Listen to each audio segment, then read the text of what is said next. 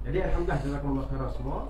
Kita doakan supaya apa yang kita buat ni menjadi satu amal baik untuk kita yang dah tunjuk kepada Allah SWT di akhirat kelak. Dan mudah-mudahan kita istiqamah di atas jalan ini. Dan kita teruslah kepada kelas. Jadi saya persilakan Ustaz Masri untuk meneruskan pengajian. Fadhal Ustaz. Assalamualaikum warahmatullahi wabarakatuh.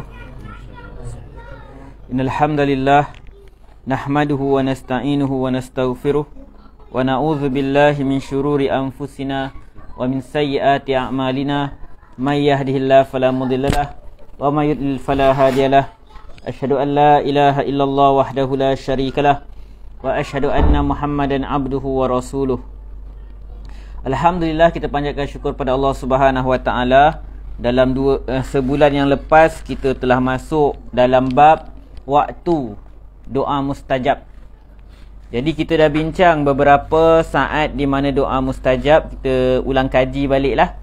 Pertama, sepertiga malam yang terakhir. Yang kedua, ketika sujud. Yang ketiga, pada satu waktu di hari Jumaat, yang mana ada sedikit perbahasan di kalangan ulama. Hari Jumaat tu apakah waktu yang mustajab? Ada hadis yang menunjukkan selepas asar, ada yang sebut ketika daripada saat khatib imam naik ke mimbar, dan yang seterusnya selepas solat wajib. Selepas solat wajib. Jadi kita telah membahaskan 4 waktu doa yang mustajab. Cuma suka juga untuk kita ingatkanlah, bukan bermaksud kita nak berdoa ni kita tunggu waktu doa mustajab. Kita apa-apa hajat kita mungkin berlaku pada waktu bila-bila masa tiba-tiba. Bukanlah maksud kita tunggu waktu doa mustajab baru kita nak berdoa kepada Allah Subhanahu wa taala. Sebaliknya, bila kita ada apa-apa keperluan, ada benda yang kita perlukan, kita nak minta kepada Allah Subhanahu wa taala. Cuma pada saat-saat doa mustajab ni kita banyakkan lagi doa. Waktu lain kita berdoa, waktu doa mustajab kita banyakkan doa. Macam bulan Ramadan kita banyakkan baca Quran. Bukannya maksud bulan Ramadan je kita baca Quran, bulan lain tak baca Quran. Maksudnya bulan lain kita baca Quran, bulan Ramadan kita banyakkan membaca Quran. Jadi insya-Allah pada hari ini, malam ni kita masuk masa yang kelima. Masa yang kelima untuk doa mustajab, iaitu antara azan dan iqamah. Antara azan dan iqamah. Kita lihat dalam kitab kita muka surat 42. Rasulullah sallallahu alaihi wasallam bersabda. Hadis ini diriwayatkan oleh Imam Abu Daud daripada Anas bin Malik radhiyallahu anhu bahawa Rasulullah sallallahu alaihi wasallam bersabda, la yuraddu du'a'u. La yuraddu du'a'u. Tidaklah ditolak doa bainal azan wal iqamah. Tidaklah ditolak doa yang dilakukan antara waktu azan dan iqamah. Hadis sahih. Jadi itu dalil yang pertama menunjukkan bahawa saat antara azan dan iqamah itu adalah saat doa mustajab. Nanti insya-Allah lepas ni kita akan lihat kenapa. Dalam buku ni tak tulis kenapa antara azan dan iqamah tu saat mustajab. Jadi sempatlah petang tadi saya semak apa syarah-syarah ulama kepada hadis ni. Sebab biasa ulama akan cuba gali apakah hikmah di sebalik sesuatu hadis tersebut. Jadi itu dalil yang pertama, bahawa saat antara azan dan iqamah doa mustajab. Kita lihat hadis yang kedua. Daripada Sahal bin Sa'ad bahawa Rasulullah sallallahu alaihi wasallam bersabda, "Sintani la turaddani." Kata Nabi SAW, ada dua doa yang tidak ditolak oleh Allah Subhanahu wa taala.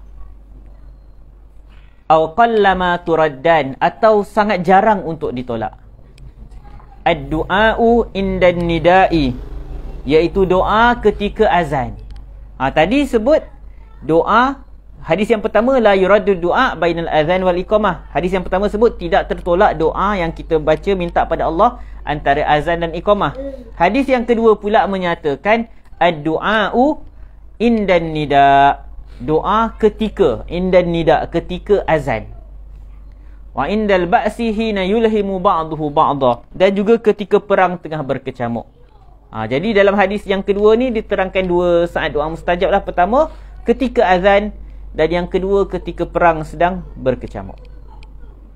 Jadi ini menunjukkan bahawa doa antara azan dan iqamah itu adalah mustajab. Syekh Abdul Muhsin Al-Abbad, dia menyebutkan dalam huraian beliau kepada kitab Sunan Abi Daud, dia menyatakan bahawa kenapa doa antara azan dan iqamah ini mustajab. Dia cuba huraikan hikmah dia. Katanya antara sebab kenapa doa antara azan dan iqamah ini mustajab ialah kerana ketika itu adalah waktu manusia bersedia untuk beribadah kepada Allah Subhanahu Wa Taala. Yang sepatutnya lah, maksudnya antara azan dan iqamah tu, itu adalah masa di mana hati manusia jauh daripada kesibukan dunia. Ketika tu kita sedang bersiap sedia untuk menunaikan solat fardu. Dah azan, kita tengah tunggu iqamah. Dalam hadis yang lain dia sebutkan keadaan kita ketika kita menunggu solat, intizar as-solah tu seperti kita dalam keadaan solat. Dan kita tahu bahawa dalam solat ada padanya saat doa mustajab yang kita dah bincangkan sebelum ni, iaitu ketika sujud. Bahkan solat itu sendiri, dari sudut bahasanya, solat itu sendiri bermaksud doa. Jadi keadaan antara azan dan iqamah itu, yang mana apabila kita sedang menanti untuk mendirikan solat, kita dah ambil wudu, kita dah solat tahiyatul masjid, kita mungkin dah solat sunat rawatib, solat qabliyah sebelum solat fardu, maka ketika tu hati kita jauh daripada hal keduniaan. Jadi itu keadaan pada waktu tersebut. Jadi ini adalah hikmah yang disebutkan oleh para ulama. Antara hikmahnya lah, mungkin ada hikmah-hikmah lain yang saya tidak temui. Jadi kita antara azan dan iqamah tu, selain daripada kita solat sunat rawatib, kita banyakkanlah doa kepada Allah Subhanahu Wa Taala. Dia tak panjang waktu tu. Kadang-kadang masjid kan, yelah nak lama benar kan orang nak solat. Jadi janganlah gunakan waktu antara azan dan iqamah tu untuk kita berbual-bual. Bukanlah berdosa, tak berdosa, main WhatsApp dan semisal ni. Kadang-kadang kita dah datang awal masjid. Sayang kadang kita hari Jumaat datang awal masjid, pukul 12.30 datang masjid lah. Tapi antara waktu tu kita tak gunakan untuk mendekatkan diri pada Allah Subhanahu Wa Taala. Kita borak-borak, kita pergi main WhatsApp lah, main phone lah, layan media sosial dan semisalnya. Itu satu peringatan untuk saya jugalah. Allah dah bagi waktu yang mana doa mustajab. Waktu lain pun Allah jawab doa kita. Tiba Allah bagi satu waktu yang doa mustajab, kita pergi guna waktu tu untuk benda lain, benda yang tak ada kaitan, benda yang tak penting pun yang kita boleh buat pada waktu-waktu lain. Jadi gunakan peluang yang Allah Subhanahu Wa Taala berikan untuk kita berdoa kepada Allah Subhanahu Wa Taala. Jadi sebelum kita masuk kepada waktu-waktu doa mustajab yang lain, memandangkan kita dah masuk bab hadis berkaitan azan dan iqamah ni, eloklah juga kita macam ulang kaji balik apakah sunnah-sunnah ketika azan dan iqamah. Maksudnya kita sebagai orang yang mendengar azan ni, apa yang patut kita buat, apakah sunnah-sunnah yang diajar oleh Nabi SAW. Daripada Abdullah bin Amr radhiyallahu anhu, dia kata Nabi SAW bersabda, apabila kamu mendengar idza sami'tumul muazzin, apabila kamu mendengar muazzin, maksudnya mendengar muazzin melaungkan azan, faqulu mithla ma yaqul, sebutlah sebagaimana yang muazzin tu sebut. Muazzin sebut Allahu akbar, Allahu akbar, kita sebut Allahu akbar, Allahu akbar. Kemudian summa sallu alayya, kemudian berselawatlah ke atasku. Ini benda sunnah yang selalu kita abailah. Kita mungkin tak tahu bahawa lepas dia habis azan, antara sunnahnya kita selawat ke atas Nabi SAW. Maksudnya waktu azan kita jawab azan, lepas setiap kalimah Allahu akbar, Allahu akbar, kita jawab Allahu akbar, Allahu akbar. Bila muazzin sebut asyhadu an la ilaha illallah, kita pun jawab asyhadu an la ilaha illallah. Habis je muazzin azan, sebelum doa tu kita selawat dulu. Sebelum kita baca doa Allahumma rabb hadhihi da'wati tammah, selawat tak kisahlah nak selawat yang penuh ke, yang macam kita dalam tasyahud kan, Allahumma salli ala Muhammad wa ala ali Muhammad kama sallaita ala Ibrahim wa ala ali Ibrahim, sampai habis innaka Hamidum Majid. Kalau rasa mungkin nak cepat, kita selawat at least Allahumma salli ala Muhammad ataupun sallallahu alaihi wasallam. Jadi kata Nabi SAW, bila kamu dengar muazzin melakukan azan, sebutlah sebagaimana muazzin itu sebutkan, kemudian selawatlah ke atasku, sesungguhnya sesiapa yang berselawat sekali ke atasku, maka Allah Subhanahu Wa Taala akan berselawat kepadanya 10 kali. Summa salullahal liyal wasilah. Kemudian mintalah kepada Allah untuk aku. Doalah kepada Allah supaya berikan kepadaku, iaitu berikan kepada Nabi Muhammad SAW.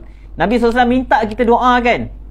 Minta kita doakan Nabi SAW agar Allah bagi wasilah kepada Nabi SAW. Apa dia wasilah itu?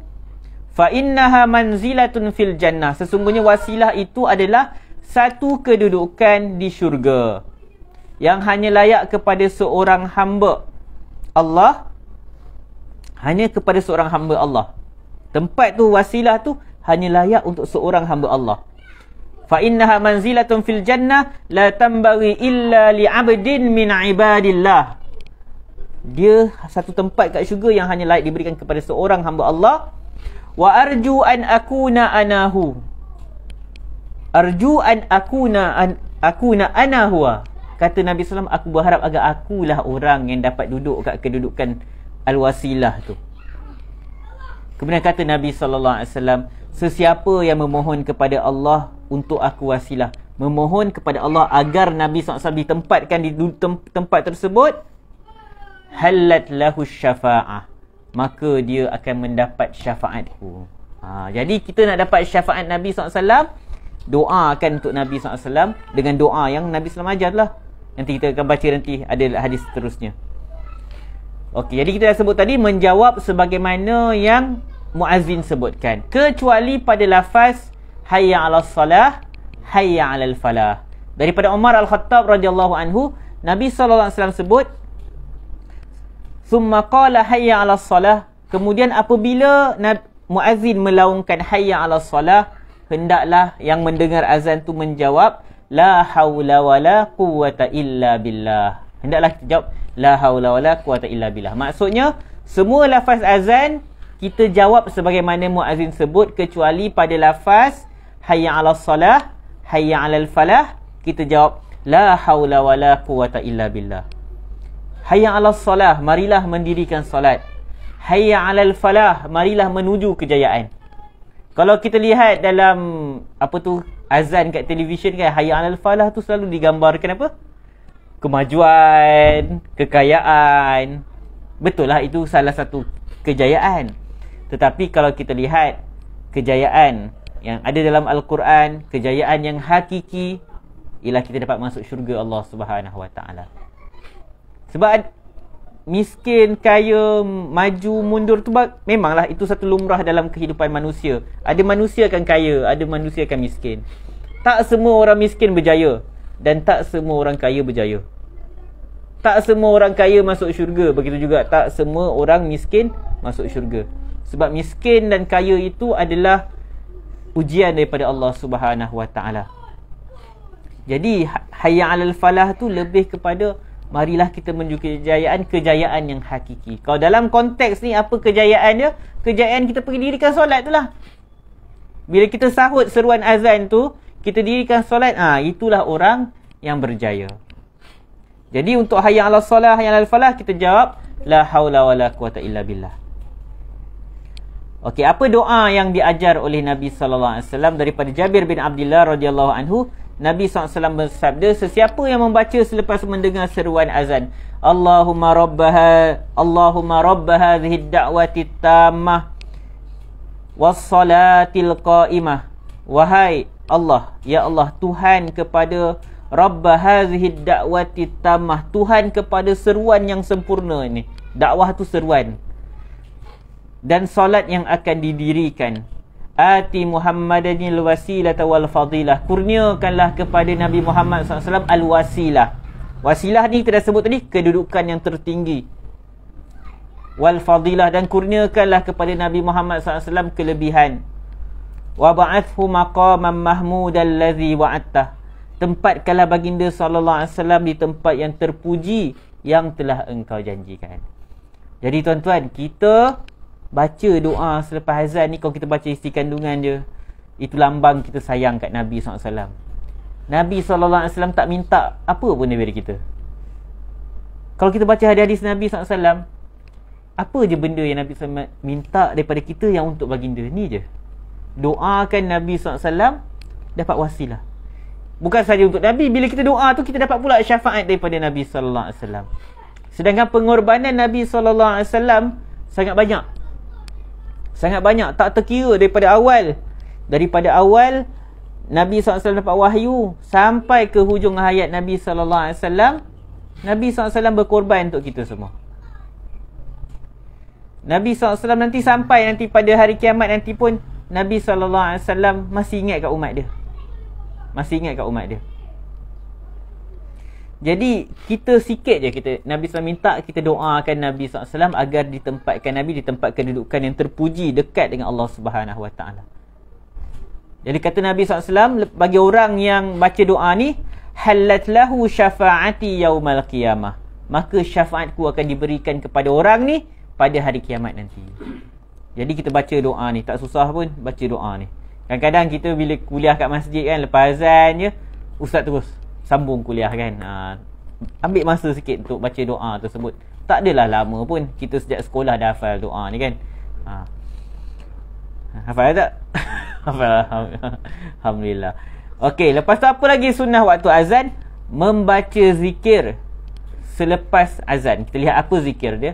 Daripada Sa'ad bin Abi Waqqas radhiyallahu anhu, Nabi SAW bersabda, man qala hina yasma'ul muazzin, sesiapa yang menyebutkan bacaan ni, nanti bacaan yang kita akan sebut ni, ketika dia hina yasma'ul muazzin, ketika dia dengar muazzin melaungkan azan, asyhadu an la ilaha illallah wahdahu la syarikalah wa anna muhammadan abduhu wa rasuluh, raditu billahi rabba wa bil islami di wa bi muhammadin nabiyya wa bi raditu billahi rabba wa bi muhammadin rasulah wa bil islami dina. Asyhadu an la ilaha illallah wahdahu la syarikalah, aku bersaksi bahawa tidak ada Tuhan yang berhak disembah selain Allah yang Maha Esa, yang tak ada sekutu bagi dia. Wa anna muhammadan abduhu wa rasuluh, dan Muhammad itu adalah hamba dia dan rasulnya. Jadi Nabi Muhammad SAW ni kita kena ingat dia ada dua sifat. Hamba, sifat yang umum lah, hamba, rasul. Ada orang dia kata Nabi Muhammad SAW macam kita je. Sebab dia ambil yang perkataan yang pertama tu, abduhu je, hamba dia. Dia tinggalkan perkataan rasul, utusan. Dah ada orang pula dia muliakan Nabi Muhammad SAW sampai dia letakkan sifat-sifat ketuhanan kat Nabi SAW. Pun tak boleh. Sebab Nabi Muhammad SAW bertanggungjawab menyampaikan apa yang Allah perintahkan. Dia bukan Tuhan. Jadi sebab tu kita tahu Nabi Muhammad abduhu wa rasuluh, hamba dia dan utusan dia. Raditu billahi rabba, aku telah redha Allah Subhanahu Wa Taala sebagai Tuhanku, wa bi Muhammadin rasulah, dan Nabi Muhammad sebagai rasulku, wa bil islami dina, dan aku telah redha Islam sebagai agamaku. Kata Nabi SAW, siapa yang baca benda ni waktu dengar azan, ghufira lahu zambuhu, diampuni dosa-dosanya. Diampuni dosa-dosanya. Hadis sahih riwayat Imam Muslim. Cuma bila nak baca doa ni? Sebab kita dah sebut tadi, bila azan, lepas setiap kalimah yang muazzin ucapkan, kita ulang balik. Jadi bila kita nak ucap kalimah tadi, asyhadu an la ilaha illallah wahdahu la syarikalah wa anna muhammadan abduhu rasuluh, raditu billahi rabba wa bi muhammadir rasulah wa bil islami dina. Jadi sebahagian ulama' menyatakan, kalau tengok pada maksud doa tersebut, maka ia sesuai dibaca ketika dengar muazzin sebut ni, tasyahud. Maksudnya apa ni? Sebut apa, syahadah. Tasyahud pula, syahadah.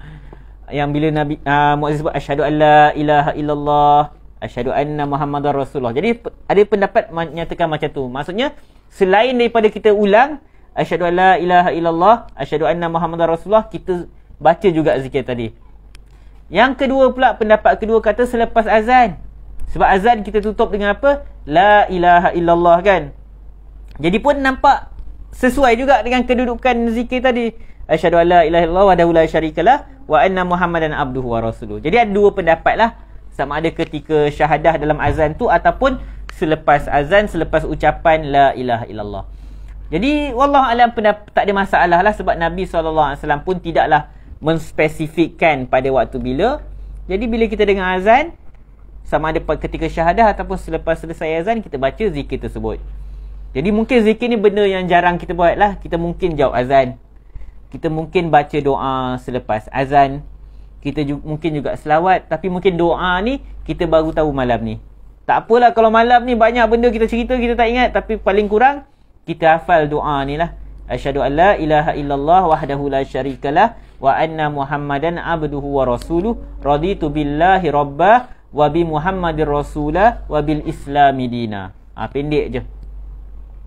Okey. Yang seterusnya, sunnah ketika azan ialah membanyakkan doa antara azan dan iqamah sebagaimana yang kita dah huraikan tadi. Jadi macam mana pula dengan iqamah? Adakah sunnah untuk kita jawab? Maksudnya macam azan, kita jawab setiap ucapan dia. Adakah waktu iqamah disunatkan untuk kita jawab? Maka ulama berbeza pendapat sebab hadis-hadis yang ada bercerita tentang azan. Jadi dalam mazhab Asy-Syafi'i disunatkan juga untuk kita buat apa yang kita lakukan ketika dengar azan, ketika iqamah juga. Ini kerana iqamah juga dipanggil azan. Iqamah dipanggil azan. Inilah pendapat mazhab Asy-Syafi'i dan Hambali. Ini berdalilkan hadis berikut daripada Abdullah bin Mughaffal radhiyallahu anhu. Nabi sallallahu alaihi wasallam bersabda, "Baina kulli azanaini." Nabi SAW pernah sebut satu hadis, baina kulli azanaini, antara dua azan. Jadi maksudnya iqamah pun Nabi SAW panggil azan. Bila antara dua azan, maksudnya azan dan iqamah lah solat. Antara dua azan akan ada solat. Ini antara dalil kenapa mazhab Asy-Syafi'i dia menyatakan sebelum khatib naik atas mimbar disunatkan solat sunat juga. Maksudnya ada solat macam orang kata qabliyah untuk Jumaat berdasarkan hadis, keumuman hadis ni, iaitu antara azan dan iqamah akan ada solat sunat maksud dia. Jadi menunjukkanlah hadis ni iqamah pun dipanggil azan, maka mazhab Syafi'i kata semua benda yang disunatkan ketika azan kita buat juga ketika iqamah. Jadi macam kita sebut ulama khilaf, jadi ada yang kata itu khas untuk azan sahaja. Cuma ada perbincangan tentang apa nak baca ketika iqamah, yang mana muazzin sebut qad qamatis solah, qad qamatis solah.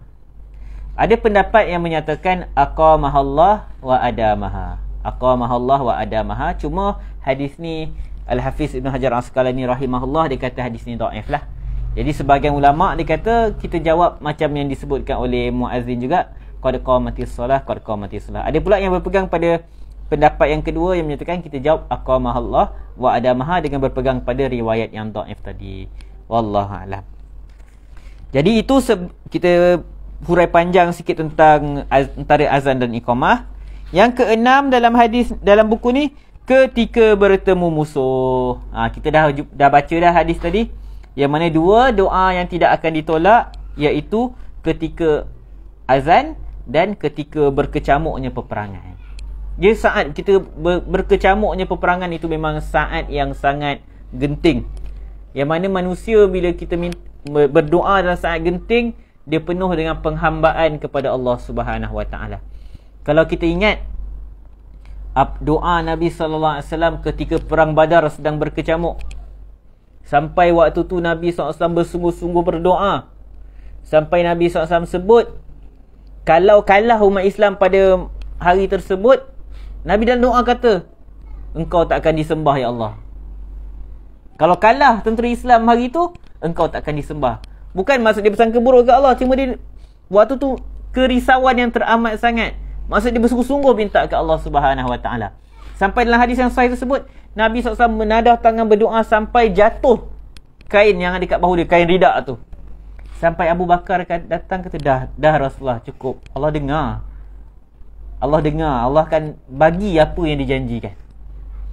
Jadi sangat berkecamuk ketika peperangan genting saat tu. Saat itulah kita akan berdoa dengan penuh mengharap, yang mana kita tahu waktu tu tak ada siapa dah yang boleh tolong kita kecuali Allah Subhanahu Wa Taala. Jadi itu petunjuk daripada Nabi SAW. Waktu genting, waktu kesusahan, minta ke Allah Subhanahu Wa Taala. Jangan minta kat benda-benda lain, benda-benda pelik lain. Yang ketujuh, saat Lailatul Qadar, ketika malam Al-Qadar. Disebutkan di sini kerana malam itu adalah malam yang banyak kebaikan dan tempat terkabulnya doa. Dan pada malam itu juga balasan untuk amal kebaikan dilipat kali gandakan. Allah Subhanahu wa taala sebut dalam surah Al-Qadar, Lailatul Qadri khairum min alfi syahr. Malam Al-Qadar itu lebih baik daripada 1000 bulan. Maksudnya lebih baik daripada 1000 bulan yang tak ada malam Al-Qadar.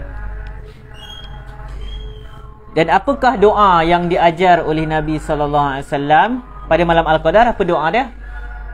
Siapa ingat? Allahumma innaka afun tuhibbul afwa fa'fu anni. Ya Allah, sesungguhnya engkau innaka afun, sesungguhnya engkau Maha Pemaaf. Tuhibbul afwa, engkau menyukai kemaafan. Fa'fu anni, maafkanlah aku. Jadi malam Al-Qadar tu kita minta pada Allah Subhanahu wa taala, minta ampun pada Allah Subhanahu wa taala, minta Allah maafkan kesalahan-kesalahan kita.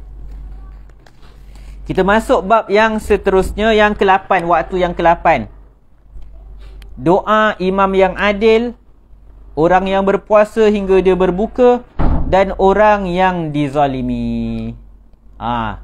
Yang ni dia bukan sekadar cerita tentang waktu, bahkan siapa doa yang mustajab, iaitu imam yang adil, pemimpin yang adil, orang yang berpuasa sampai berbuka, dan orang yang dizalimi.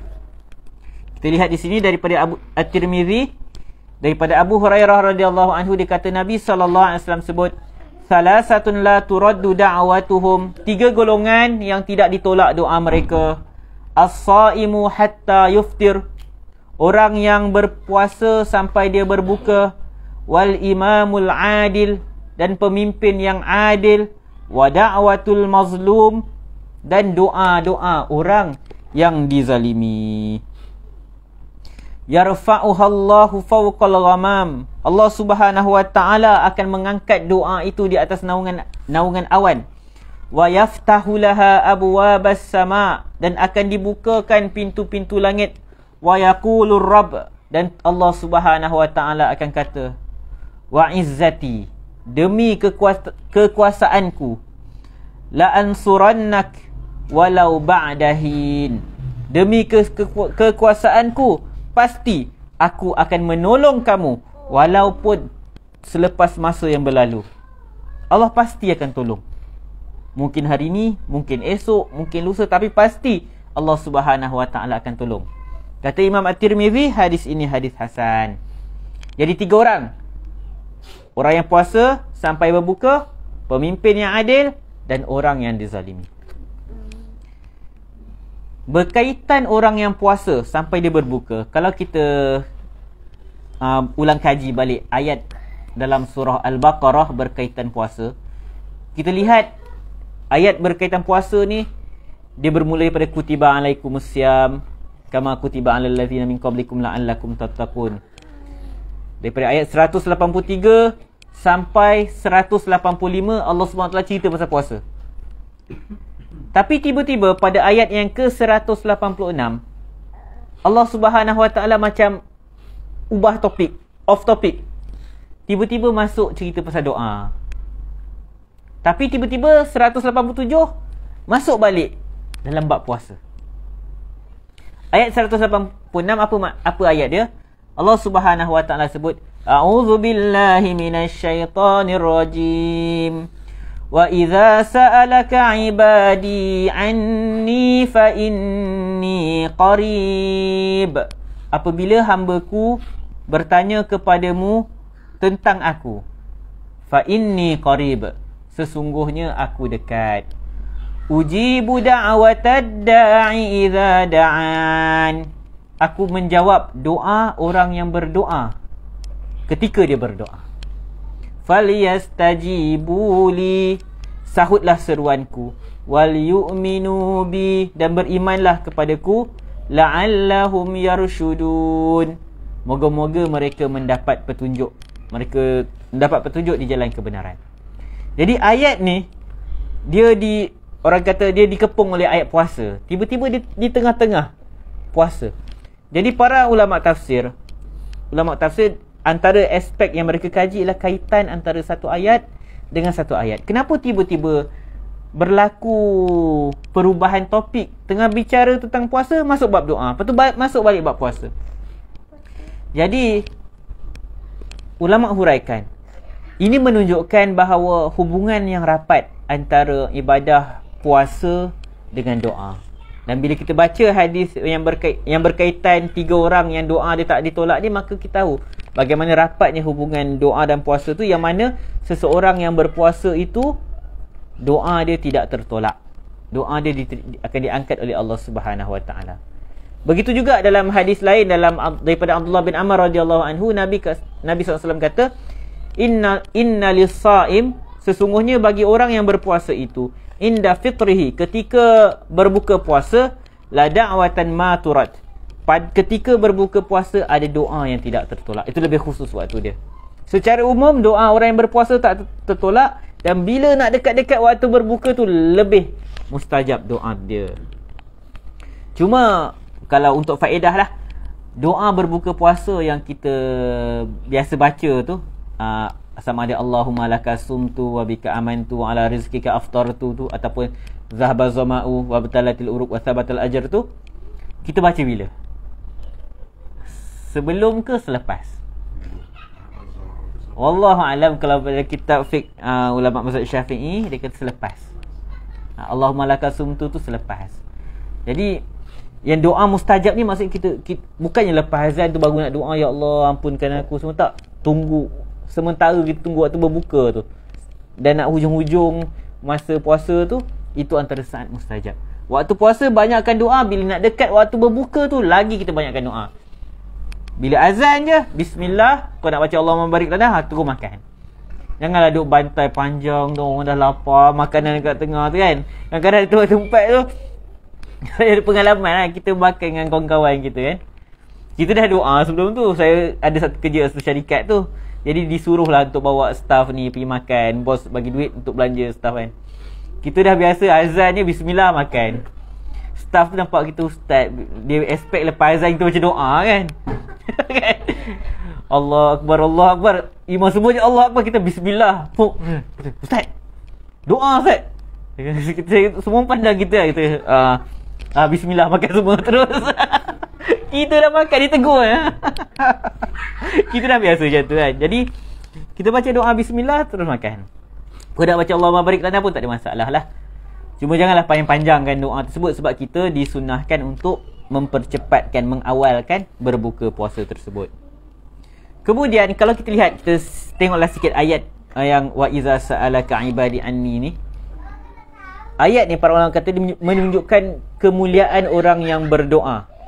Allah Subhanahu Wa Taala menggunakan kalimah ibadi, hamba-hambaku, yang mana perkataan, apabila satu perkataan tu dia diidafahkan tu maksudnya, contoh kita kata rumah Allah, bukan maksud Allah kat situ.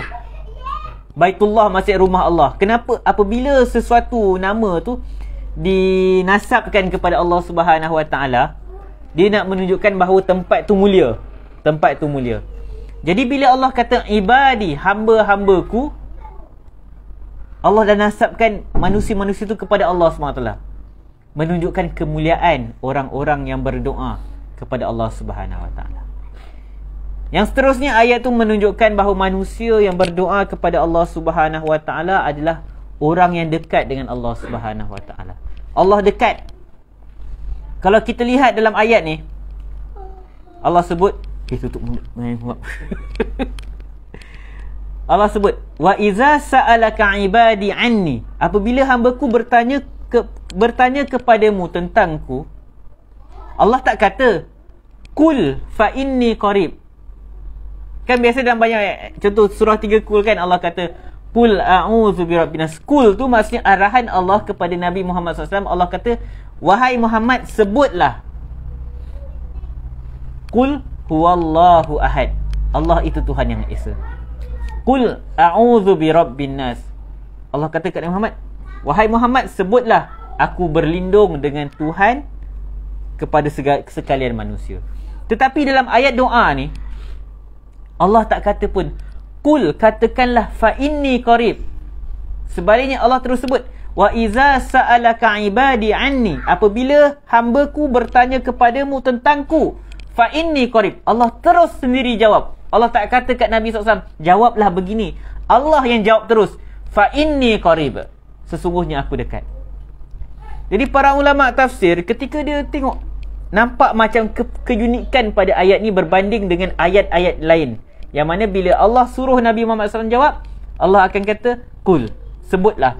Tapi untuk menyatakan dia dekat, Allah tak sebut perkataan qul. Sebaliknya Allah yang terus sebut. Jadi para ulama kata menunjukkan bagaimana dekatnya Allah Subhanahu Wa Taala dengan orang yang berdoa. Jawapan Allah tu fa inni qarib, Allah sendiri jawab terus, fa inni qarib. Jadi itu ayat yang berkaitan doa yang ada dalam surah Al-Baqarah, yang kita ambillah sedikit manfaat daripada dia, sebab disebutkan di sini doa, antara doa yang mustajab ialah doa orang yang berpuasa sampailah ketika dia berbuka puasa. Okey.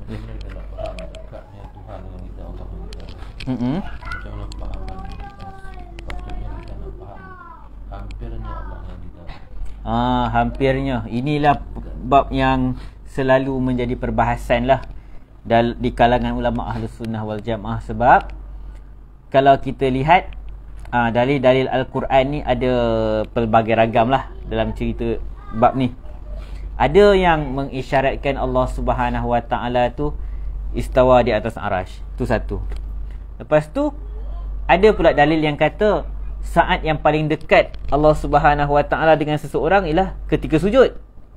Tadi kata Allah kat atas arash. Lepas tu dalil yang lain pula kata ketika sujudlah saat paling dekat Allah dengan manusia. Lepas tu ada pula riwayat yang lain, ada yang lain pula sebut Allah lebih dekat dengan kita daripada apa tu?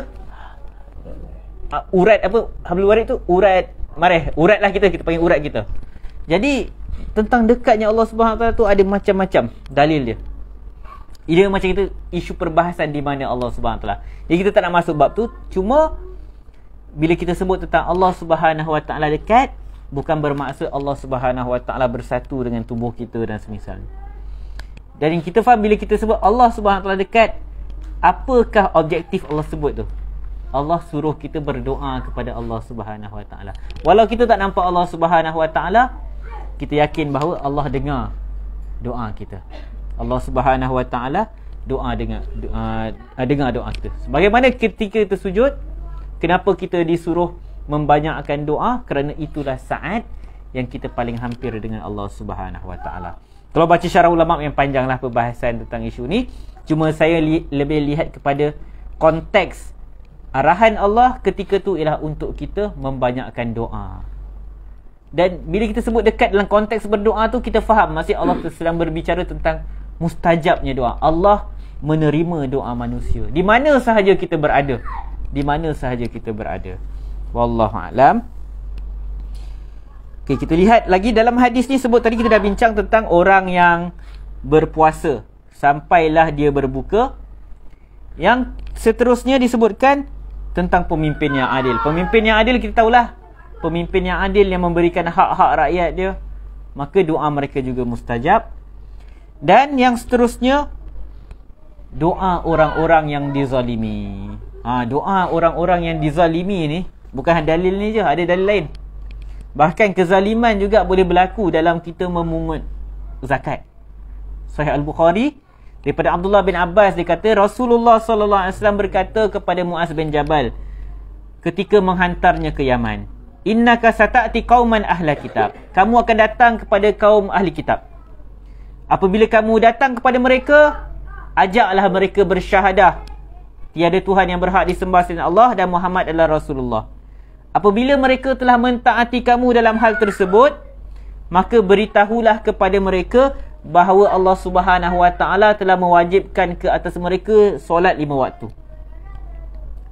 Dan jika mereka telah mentaati kamu dalam perkara tersebut, maka bagi tahu kepada mereka bahawa Allah Subhanahu Wa Taala telah mewajibkan ke atas mereka zakat yang akan diambil daripada aghniyaihim, daripada golongan kaya di kalangan mereka, faturaddu ala fuqaraihim, dan akan dikembalikan kepada golongan fakir di kalangan mereka.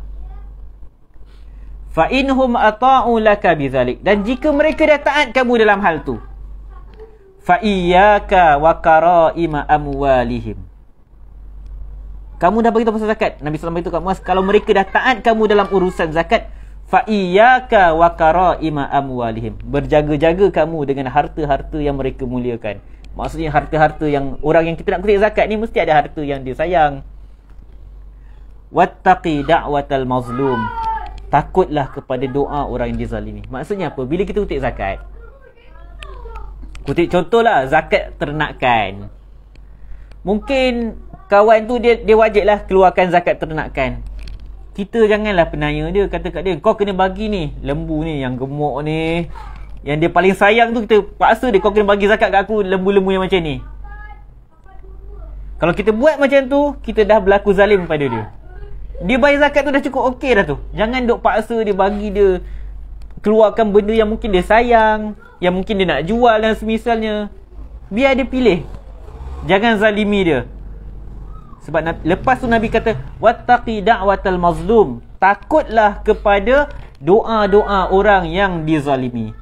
Fa innahu laisa bainahu wa bainallahi hijabun. Sesungguhnya tidak ada hijab antara orang yang dizalimi dengan Allah Subhanahu wa taala. Jadi orang yang dizalimi ni doa dia mustajab. Bahkan Al-Imam Ibn Taymiyah rahimahullah dalam Majmu' Al-Fatawa dia kata, wa amma ijabatus sa'ilin fa'amun. Dijawabnya doa orang-orang yang meminta ni umum, merangkumi semua orang. Fa innallaha yujibu da'watal muttar. Allah menjawab doa orang yang dalam keadaan terdesak. Wa da'watal mazlum, dan doa-doa orang yang dizalimi. Wa in kana kafira, walaupun dia orang-orang yang kafir. Jadi berhati-hati kita semua, jangan zalimi orang. Kita tak payah tengok dalam konteks yang terlalu luas, pemimpin yang zalim pada rakyat dan misalnya. Sebab kita bukan pemimpin, memang sedap lah cerita. Pemimpin yang zalim. Memang lah best kita rakyat cerita kan. Kita tengok diri kita lah. Kita dalam keluarga kita macam mana. Kita sebagai seorang bapa, seorang suami, kita zalim tak kat orang-orang yang berada di bawah tanggungjawab kita. Kita sebagai seorang isteri, kita zalim tak? Adil tu maksudnya meletakkan satu pada tempat dia. Bila kita zalim, maksudnya kita dah melampaui had. Kita ambil hak orang. Kita sebagai suami, kita ambil hak yang sepatutnya isteri kita punya hak. Kita tak bagi pula hak dia. Kita ambil pula benda yang bukan hak kita. Sama juga seorang isteri, dia tak tunaikan tanggungjawab pada suami dia dan dia ambil pula benda yang bukan hak dia. Itu zalim. Kita zalimi anak-anak kita. Banyak bentuk kezaliman kepada anak-anak kita. Kita dera dia, na'udzubillah min zalik. Kalau kita zaman sekarang macam-macam. Dera tu sejak dululah kita dah pernah dengar. Yang macam sekarang sumbang mahram dan semisalnya. Anak-anak tu dizalimi. Dan orang-orang yang dizalimi, doa dia mustajab. Macam mana pula kita dengan masyarakat sekeliling, dengan jiran tetangga. Kita kalau jadi pensyarah misalnya, kita dengan pelajar kita. Ada orang ni kawan-kawan saya cerita lah, PL orang-orang yang jadi pendidik ni. Dia tak nak bagi full mark dekat pelajar. Walaupun dalam exam tu dia jawab semua betul lah. Dia kata dia tak nak bagi full mark. Jawapan dia apa? Dia kata, mana ada manusia yang sempurna. Padahal markah orang tu dah betul semua dah. Kalau ikut skema jawapan 100% lah boleh bagi, tapi tak nak bagi juga. Itu zalim. Sama juga pelajar. Nanti hujung semester akan dibagi untuk kita bagi pemarkahan lah kat pensyarah kita. Ni bagus tak mengajar dan semisalnya. Kita tak suka pensyarah tu, mungkin dia tegas sangat, bagi assignment banyak sangat. Kita letak rating yang rendah-rendah. Padahal dia ajar bagus. Kita bagi dia sesuatu yang tak layak diberikan kat dia. Dia sepatut dapat markah yang tinggi, kita bagi rendah. Itu zalim. Doa orang yang dizalimi mustajab. Jadi jauhkan diri kita daripada lakukan kezaliman kepada orang lain. Jangan ambil hak orang. Zalim ni mudah. Kita tak bagi hak orang. Setiap orang ada hak dia kat atas diri kita. Kita tak bagi hak dia, kita zalim. Begitu juga bila kita ambil yang bukan hak kita. Itu juga satu kezaliman. Yang penyakit kita ialah kita selalu nak hak kita, tapi hak orang kita tak nak bagi. Tu yang masalah. So, ini hak kita. This is my right. Ini hak saya. Kalau kita sebagai suami, ini hak saya sebagai suami. tapi hak isteri kita tak fikir. Kalau yang isteri pula, ini hak saya sebagai isteri, tapi hak suami tak fikir. Kita kena ingat, bila kita tak bagi hak kita, tak bagi hak orang, dan kita ambil hak orang lain pula, maka kita dah melakukan kezaliman. Jadi berhati-hati dengan doa-doa orang yang dizalimi. Allah Subhanahu Wa Taala akan terima doa mereka. Ibn Taymiyah kata, walaupun orang tu orang kafir, jangan lakukan walau sedikit pun kezaliman kepada sesiapa pun. Allah Subhanahu Wa Taala sebut dalam hadis qudsi, sesungguhnya aku telah mengharamkan kezaliman ke atas diriku. Jadi janganlah kamu saling menzalimi antara satu sama lain. Okey, kita lihat yang seterusnya. Yang terakhir. Alhamdulillah, yang terakhir ya. Yang ke-9, mendoakan seseorang saat dia tiada di hadapan kita. Maksudnya kita mendoakan orang lain ketika ketiadaan dia. Jadi bagus doakan orang, tapi ada satu lagi adabnya, jangan cerita kat dia. Dah lepas doa, jangan SMS dia atau WhatsApp dia, malam tadi aku dah doakan kau doakan pula aku malam ni. Sayang, dah elok kita senyap-senyap doa, kita beritahu dia buat apa. Daripada Ummu Darda, an Ummi Darda, an Abi Darda. Daripada Ummu Darda, daripada Abi Darda. Ummu Darda riwayat daripada suami dia.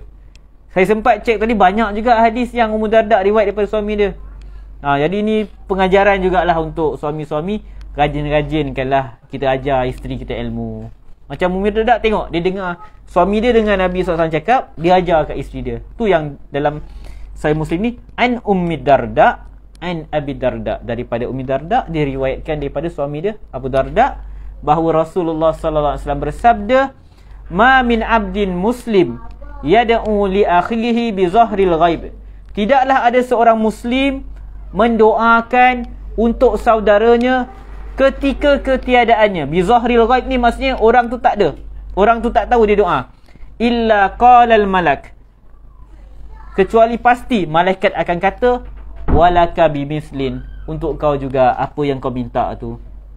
Kita minta pada Allah, ya Allah ampunilah kawan aku si fulan tu, ya Allah murahkanlah rezeki dia. Kita dapat tahu ada kawan kita, saudara kita, dia punya rumah tangga bergolak, bergaduh suami isteri. Kita doa, ya Allah bahagiakanlah rumah tangga si fulan dan fulana. Kita tak bagi tahu kawan tu, kita tak bagi tahu dia yang kita doakan kebahagiaan rumah tangga dia, maka malaikat akan jawab, walaka bimislin, dan untuk kamu juga. Maksudnya bila kita doakan kebahagiaan untuk orang lain, kita juga doa kebahagiaan tu akan berbalik kepada diri kita juga. Al-Imam An-Nawawi sebut dalam Syarah Sahih Muslim, maksud doa fi ghaibihi, maksudnya ketika orang tu tak ada, bukan di hadapan dia. Wa fi sirrihi, secara rahsia. Li'annahu ablagh fil ikhlas, kerana itu lebih menunjukkan keikhlasan. Kita buat benda secara rahsia itu lebih ikhlas. Bukanlah maksudnya bila kita buat terbuka tu tak ikhlas. Cuma lagi mudah kita jaga keikhlasan kita bila kita buat benda tu senyap-senyap, tak cerita kepada dia. Kemudian kata Imam An-Nawawi rahimahullah, pada hadis ini menunjukkan fadilat mendoakan saudara se-Islam kita ketika ketiadaan dia atau ketika dia tak tahu. Dan kalau seseorang itu mendoakan untuk sekelompok kaum muslimin, kita bukan doa untuk satu orang secara spesifik. Kita doa macam kita biasa doa, ya Allah, Allahumma ghfir lil muslimin wal muslimat, ya Allah ampunilah dosa kaum muslimin dan muslimat. Maksudnya kita doa secara umum. Maka kata Imam An-Nawawi, secara zahirnya kita akan dapat juga fadilat ni. Maksudnya bila kita doakan, ya Allah ampunilah kaum muslimin dan muslimat, orang-orang Islam ni bukan tahu pun kita doakan dia. Bila kita doa macam tu, maka malaikat akan kata, walaka bimislin, kau pun akan dapat macam tu juga. Maksudnya kita pun dapat keampunan daripada Allah Subhanahu Wa Taala. Jadi kata Imam An-Nawawi rahimahullah, sebahagian ulama salaf, apabila mereka nak berdoa untuk diri mereka sesuatu, maka mereka akan mendoakan saudara mereka. Mereka nak dapat keampunan, mereka doakan keampunan untuk saudara mereka. Mereka nak kaya, mereka doakan kekayaan untuk saudara mereka. Mereka nak rumah tangga mereka bahagia, mereka doakan kebahagiaan untuk rumah tangga saudara mereka. Jadi inilah beberapa saat dan tips doa mustajab yang diajar oleh Nabi sallallahu alaihi wasallam. Jadi kita dah belajar tentang waktu doa mustajab dan siapakah doa dia mustajab. Insya-Allah pada bulan hadapan kita akan masuk muka surat yang ke-45, iaitu apakah itu doa mustajab. Kita dah ulang doa mustajab. Jadi insya-Allah bulan depan kita akan bincang tentang hadis yang menunjukkan bagaimana Allah Subhanahu Wa Taala memustajabkan doa kita. Jadi sebelum bersurai, kalau ada sebarang persoalan dan perkongsian daripada ustaz ke, tuan imam kita ke? Tadi tu waktu puasa tu, adakah waktu Ramadan saja ataupun puasa apa saja? Okey, fadilat doa mustajab untuk orang yang berpuasa adakah khas untuk Ramadan atau puasa sunat? Maka jawapannya umum untuk semua jenis puasa. Semua jenis puasa. Jadi esok jangan lupa, sebelum kita takut terlupa, esok ni hari ke-9 Muharram, disunahkan kita puasalah, puasa Tasu'ah. Lepas tu hari Isnin puasa Ashura, disunahkan kita puasa. Okay, ada soalan Muslimah? Okey.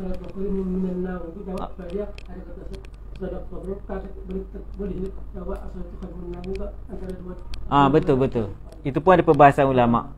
Cuma kalau ikut zahir hadis yang sahih tu, dijawab sebagaimana yang diucapkan oleh muazzin lah. Wallahu alam. Okay, ada soalan lain? Kalau puasa ada tu kan, Tasu'ah Ashura kan. Betul. Kalau orang tak boleh puasa hari Tasu'ah contohnya, dia boleh tak dia dapat ikut sunnah Nabi puasa Ashura? Puasa Ashura tu dengan puasa hari sebelah. Okey, baik. Dia kalau dalam mazhab Syafi'i ni, dia puasa yang hari ke-11 tu ada hadis riwayat dia, cuma ada perbincangan ulama hadis tentang riwayat tersebut lah. Kalau dalam mazhab Syafi'i digalakkan kita puasa 9, 10, 11. Dan yang kedua peringkat kita puasa 2 hari lah, esok dengan 9 dan 10 lah. Kalau kita tak puasa esok, kita mungkin ada hal kenduri ke, saudara mara datang kan, suami tu belikan kambing, rugi pula puasa. Kan tunggu buka dah habis pula kan. Jadi kita puasa, kalau puasa Ashura je makruh tak? Tak makruh. Boleh, tak ada masalah. Cuma yang afdal kita buat dua-dua lah. Tapi kalau tak buat, bukan syarat untuk puasa Ashura kena puasa Tasu'ah. Tu bukan syarat. Jadi boleh je kalau kita nak puasa Ashura.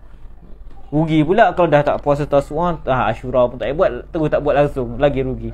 Yang terbaik kita buat dua-dua lah, Ashura dan Tasu'ah. Sebab untuk mukhalafah dengan orang Yahudi, Nabi SAW nak berbeza. Dia kalau baca sejarah tentang pensyariatan puasa Ashura ni, dia Nabi SAW dalam interaksi dengan ahli kitab, dengan orang-orang muka Islam ni ada dua fasa. Waktu pertembungan antara Nabi SAW dengan orang musyrikin, Nabi SAW suka agar orang Islam ni nampak macam ahli kitab. Fasa tu Nabi suka kita nampak kelihatan macam ahli kitab. Sebab waktu tu face kita, fasa bertembung dengan golongan musyrikin. Tapi pada penghujungnya Nabi SAW nak selisih semua. Tak nak bagi sama dengan orang musyrikin, tak nak bagi sama dengan orang Kristian dan Yahudi. Sebab tu dalam Nabi SAW tak pernah puasa Tasu'ah. Sebab Nabi kata tahun depan kalau nanti diizin Allah Nabi akan puasa. Maksudnya puasa Ashura Nabi dah pernah buat dah sebelum tu. Cuma puasa Tasu'ah tu di hujung usia Nabi SAW, tapi tahun depan tak sempat. Nabi SAW meninggal dunia. Jadi maksud sebelum tu Nabi memang dah puasa Ashura. Sebab kalau kita lihat hadis-hadis tu, sebab Nabi tengok orang ahli kitab puasa, dia muliakan hari Nabi Musa AS kan. Jadi Nabi nak nampak macam, kalau orang ahli kitab muliakan Nabi Musa, kita orang beriman lagilah muliakan Nabi Musa AS. Lebih kurang macam tu lah. Jadi tak makruh, tak ada masalah lah. Yang penting kita puasalah, usahakanlah puasa bagi sesiapa yang mampu berpuasa. Dan bulan Muharram ni Syahrullah Muharram, bulan Allah Subhanahu Wa Taala, memang digalakkan untuk kita membanyakkan puasa pada keseluruhan bulan Muharram ni. Banyakkanlah puasa yang kita mampu. Wallahu alam. Okey. Bila kita puasa sunat ni, bila kita buat puasa sunat, perlu tak kita menyebut puasa yang kita sebut tu, ataupun dia sunat atau salah. Okey. Perlu ke spesifik puasa apa? Dia ringkasnya ibadah, apa fungsi niat adalah untuk membezakan satu jenis ibadah dengan ibadah yang lain. Jadi bila kita buat satu ibadah tu, kita kena tahu kita puasa apa ni. Ada puasa mutlak yang hari-hari apa pun selain hari yang diharamkan puasa, kita boleh puasa. Dia tak ada pun dalil kata contoh kalau ada orang dia puasa hari Rabu, bukan sebab ada apa-apa, tapi sebab dia dah biasa puasa Nabi Daud atau puasa mutlak, dia puasa. Jadi bila kita nak puasa Ashura, maka kena niat kita puasa Ashura. Niat tu dalam hati lah. Maksud kita bangun tu, kita memang kita tahu kita nak puasa apa. Sebab niat ni fungsi dia selain daripada ikhlas untuk membezakan satu bentuk puasa dengan puasa yang lain, ataupun satu bentuk ibadah dengan ibadah yang lain. Maksudnya memang kita apa tu, niat ni kat hati lah. Nak sebut tu sebagai ulama, majoriti ulama menggalakkan lah untuk menguatkan, untuk kita yakin kita ibadah apa dan semisalnya. Jadi yang ringkas ni, kena tahulah kita nak ibadah apa, jenis apa dan semisalnya. Wallahu alam. Jadi kalau tak ada apa-apa soalan, kita sudahi dengan tasbih kafarah. Subhanakallahumma wa bihamdika asyhadu an la ilaha illa anta astaghfiruka wa atubu ilaik. Assalamualaikum warahmatullahi wabarakatuh. Assalamualaikum.